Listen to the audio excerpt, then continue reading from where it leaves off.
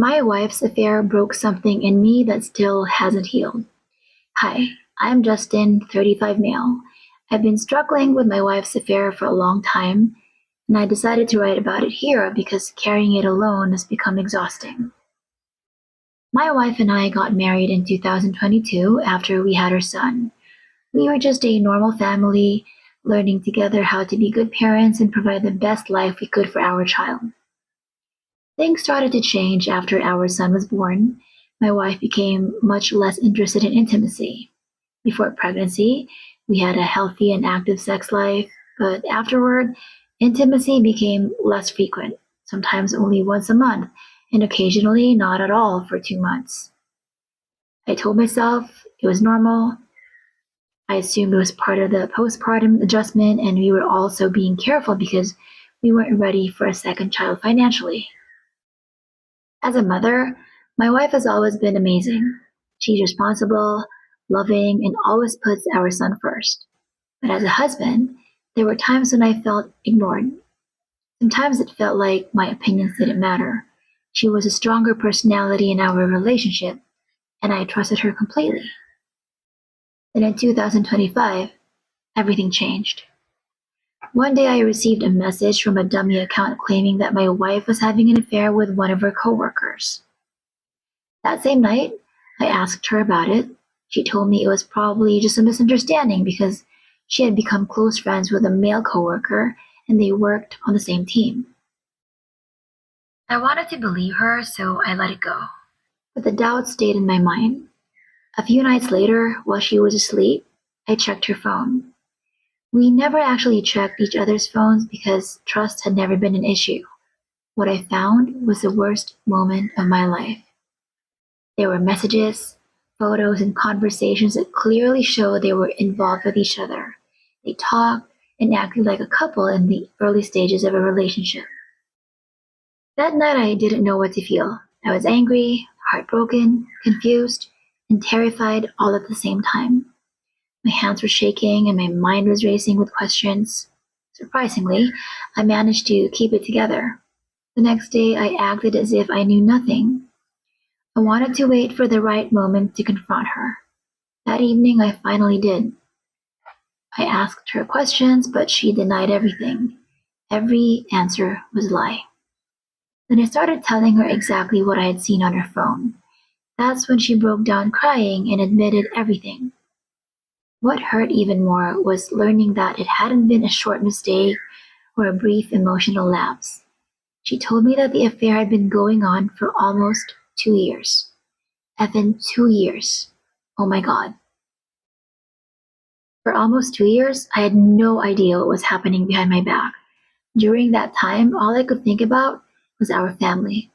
I was focused on finishing the house we were building, making sure they had a comfortable place to sleep, and providing everything our family needed.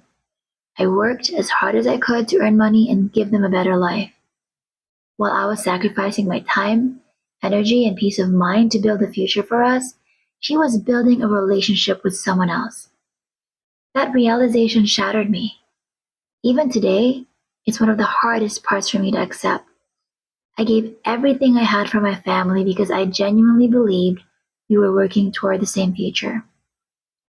Finding out what was happening during those years made me question everything I thought I knew about my marriage.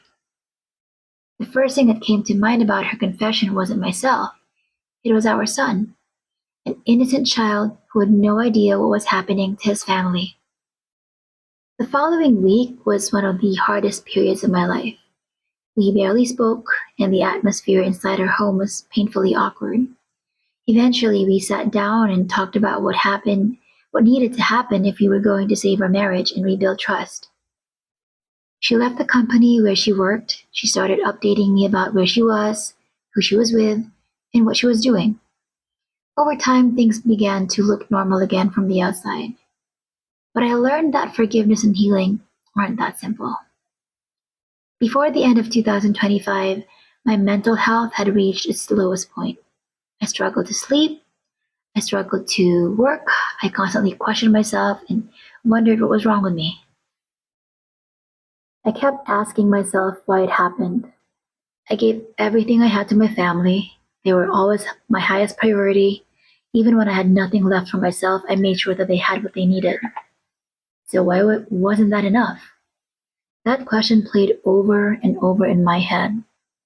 I know I'm not a perfect husband. I have flaws and shortcomings like anyone else, but no one deserves to be betrayed because they aren't perfect. As time passed, our family slowly improved. My wife made genuine efforts to regain my trust and reassure me. Some days we were happy, some days it feels like we're finally moving forward. But there are still days when the sadness comes back. There are moments when the memories hit me all over again. The questions return, the fear returns. Sometimes I'm afraid to give my whole heart again because I worry that I'll just end up getting hurt the same way. We're still together, our family is still intact. There are also moments when the anger becomes overwhelming.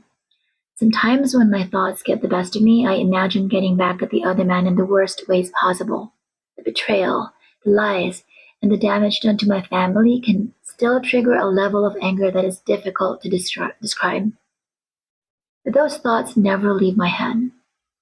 Over time, I realized that no amount of revenge would heal what happened to me. It wouldn't erase the memories, bring back the trust that was broken, or give me back the person I was before all of this. It wouldn't make me sleep better at night or stop the questions that still run through my mind. So, as much as the anger is sometimes there, I keep asking myself, what would revenge really accomplish? The truth is, it wouldn't heal this wound, it would only create new ones.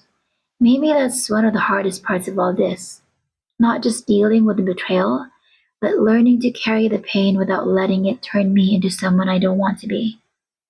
But something inside me feels different now. Sometimes I feel like I don't even recognize myself anymore.